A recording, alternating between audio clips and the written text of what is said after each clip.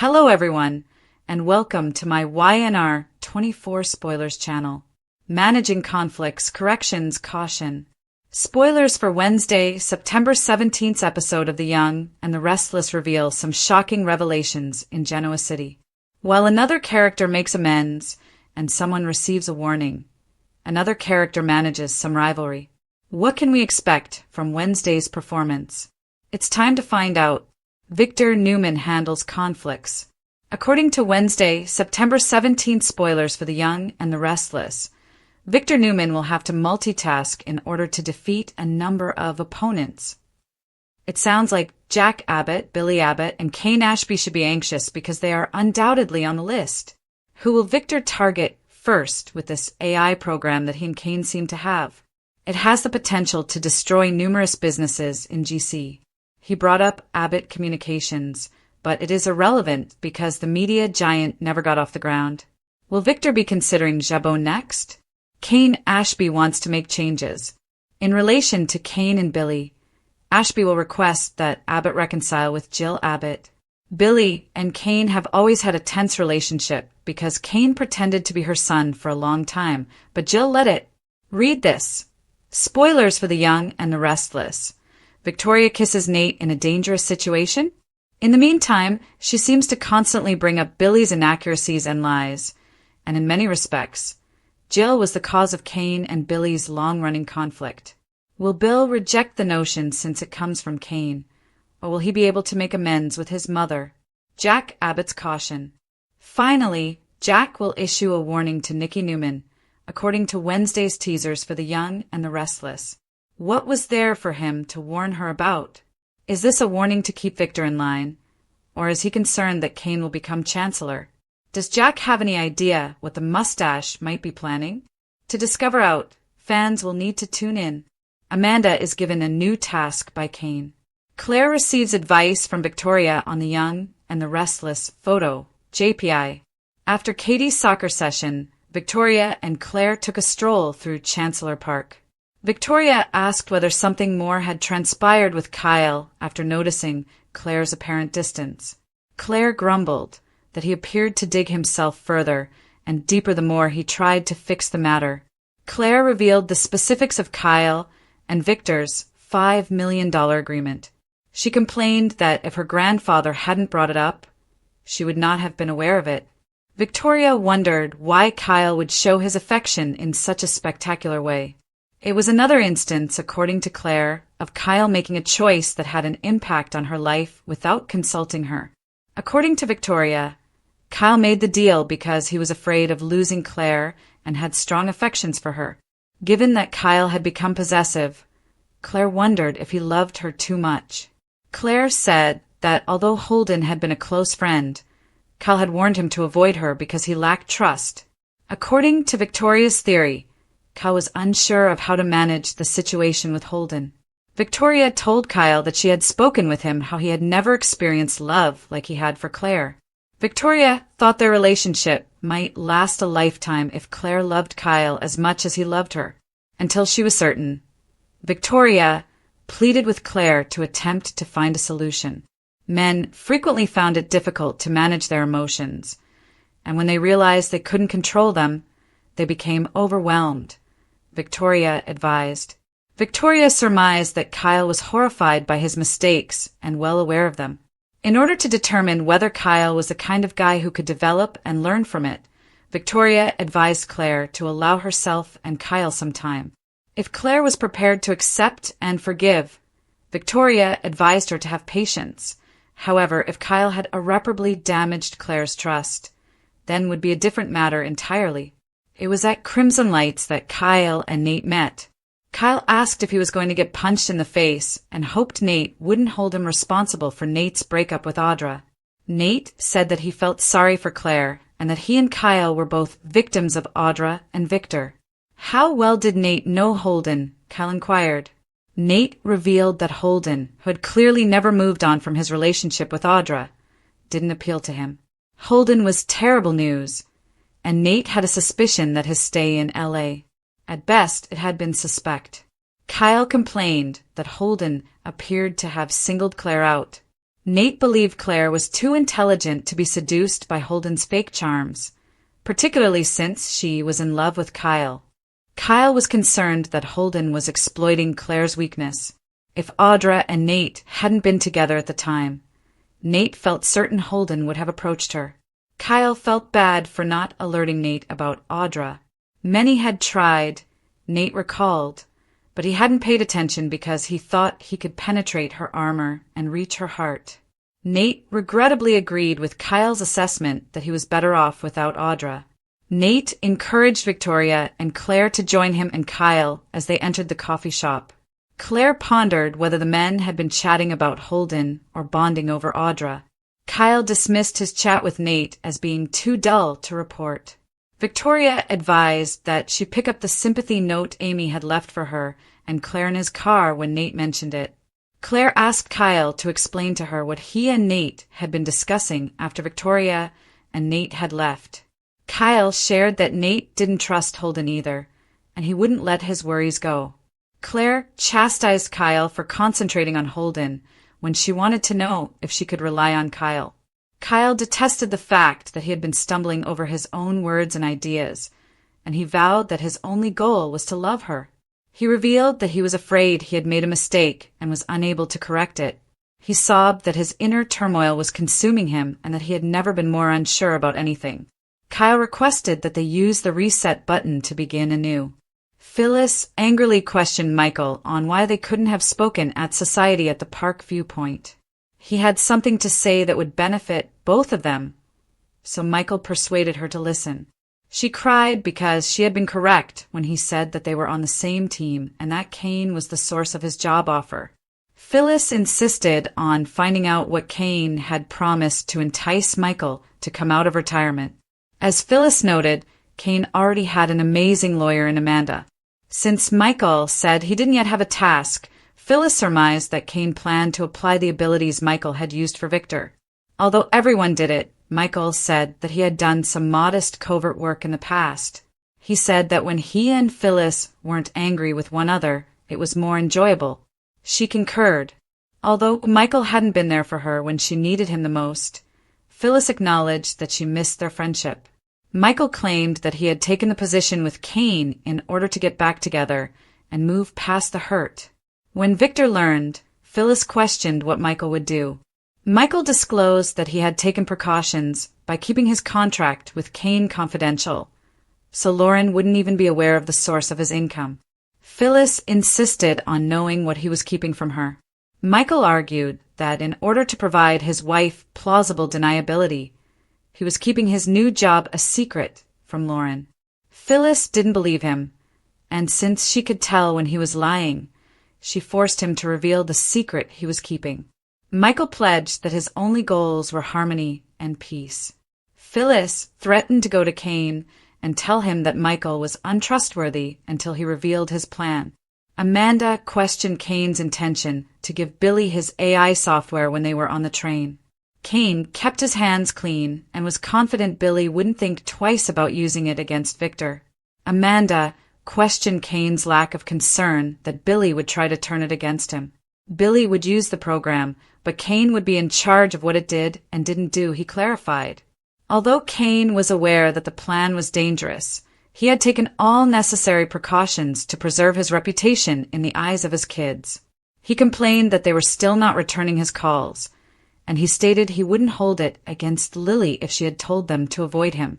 He had overestimated his capacity to convince them of his reasoning, and he had betrayed any confidence Lily had once placed in him.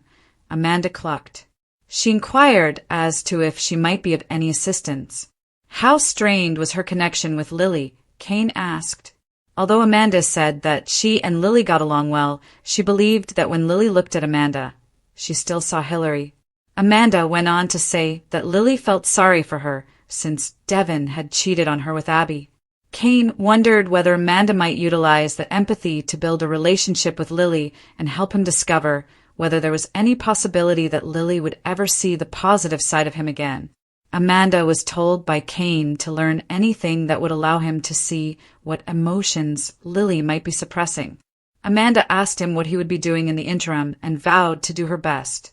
I have plenty to keep me busy, since my plans have just begun, Cain said hazily.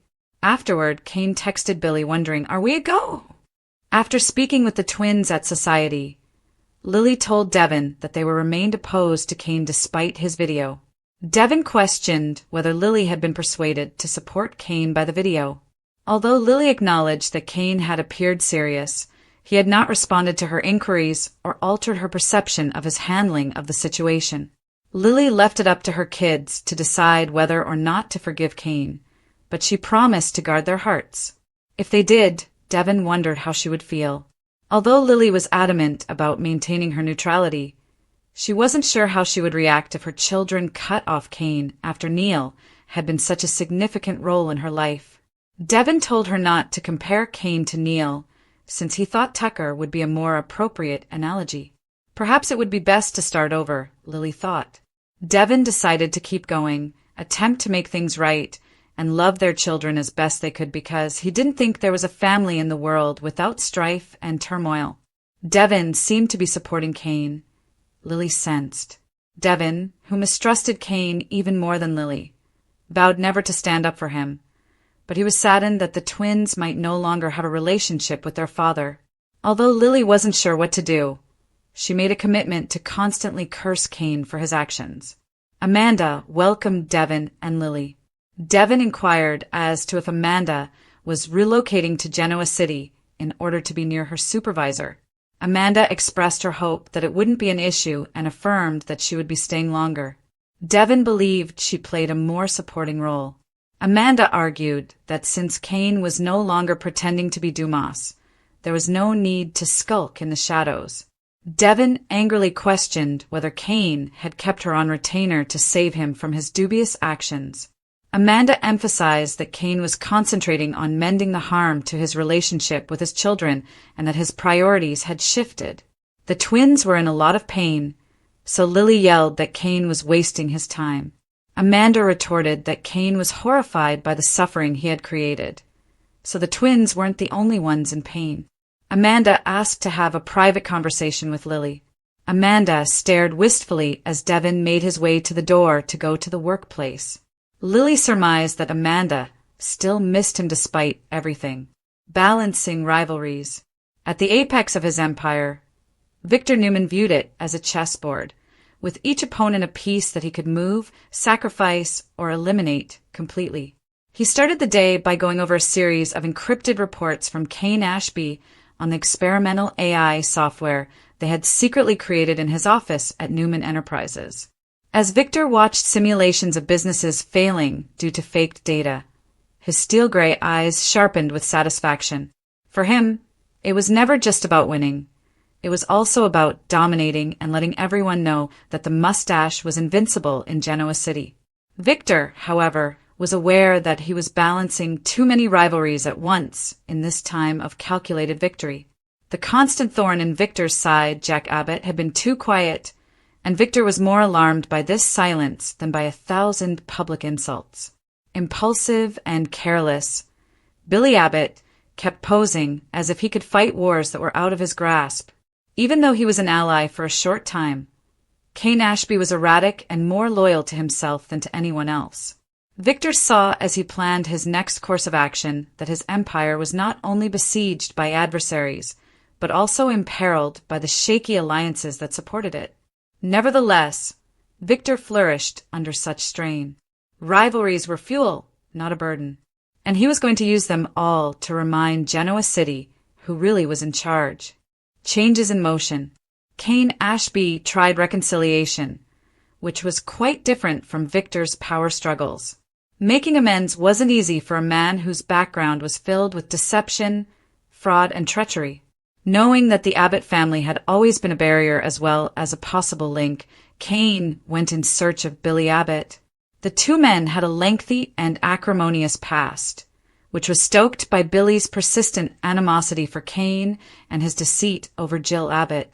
Billy never had forgiven Cain for posing as her son, but Jill, the grandmother they both orbited in complex ways, had long passed. Forgiveness appeared to be a sign of weakness to Billy, and he hated weakness above all else. But Cain was determined. Even though Billy would never acknowledge it, he knew how much Jill's approval meant to them both. It was a risk to approach Billy with an olive branch, one that may have disastrous consequences. But Cain realized that the only way to move on was to mend damaged bridges, both for his children's sake, who didn't want to interact with him, and for his own reputation. Cain pleaded with Billy to make things right with Jill, telling him that their mother's pardon had always been there if he would only ask for it. Billy's reserved demeanor briefly wavered, revealing the child's continued need for his mother's approval. Suspicion, however, quickly obscured his features. Was this another ploy, or was Cain sincere? Billy had learned to distrust practically everyone throughout the Abbott-Newman battles, and Cain was no different. Nevertheless, Billy would struggle with the seed that Cain's perseverance had sown long after their talk was over. The caution: Jack Abbott was on the other side of town, getting ready to issue his own warning. Jack's threats were motivated by genuine worry, as opposed to Victor's, which were calculated and loud. Nikki Newman, his longtime friend and occasional competitor, had been the target of Victor's schemes far too frequently. Jack, concerned that Nikki was being drawn into a perilous spiral once more, since he was aware of the price Victor paid for his fixation with control. He went looking for her in secret, away from Genoa City's rumors and Newman Enterprises' prying eyes.